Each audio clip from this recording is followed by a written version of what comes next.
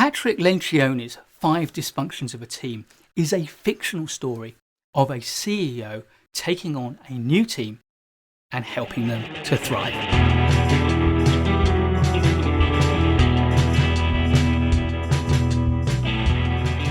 Lencioni uses his fictional story as a way to offer us solutions to how to deal with the problems of dysfunctional teams.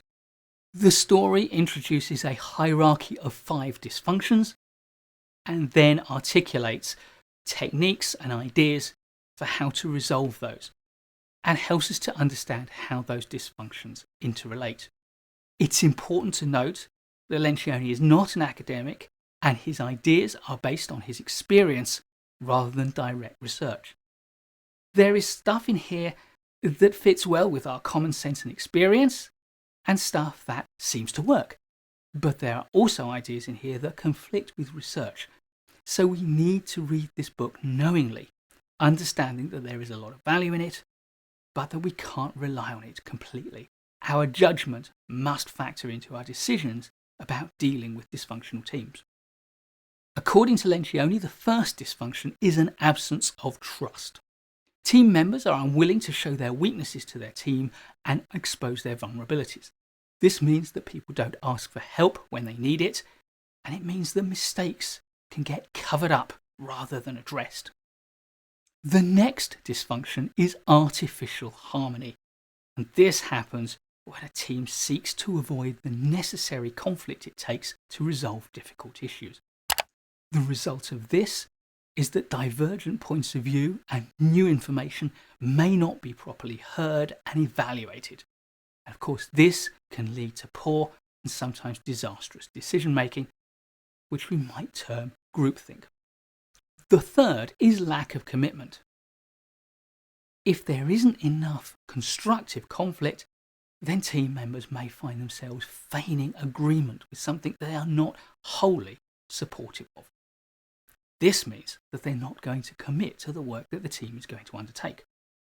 This means that even if the team makes the right choice, there is going to be some doubt and ambiguity around it, and because of the low commitment, implementation of those ideas is likely to be poor or flawed. As a result of lack of commitment, the fourth dysfunction is lack of accountability. Team members do not hold one another to account for the work they're doing, and more importantly, they are not prepared properly to be held to account by their colleagues and by their team leader. This leads to low standards of work, and yes, you guessed it, as a result, we get a blame culture. And the final dysfunction that flows from this is inattention to results. Instead of focusing on what the team needs to achieve for its success, people focus on their own individual success, their own ego, their reputation. The result of this is sooner or later one or other of the team members will let the others down, and that will lead others to see proper team behaviour as futile, and more of them will defect and let the team down. Importantly, as I hope I've illustrated in my description, these 5 levels are not independent of one another. They all interrelate and interact. There are blurry boundaries between them, and for example, lack of commitment leads to lack of accountability.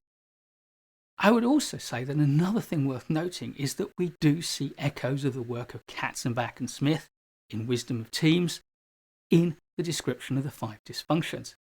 Because of course in the Wisdom of Teams, we value accountability and shared goals.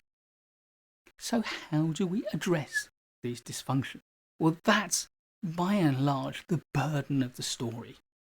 The first step, Lencioni tells us, is to be aware of them, to identify how the team is underperforming and which dysfunctions it is prey to.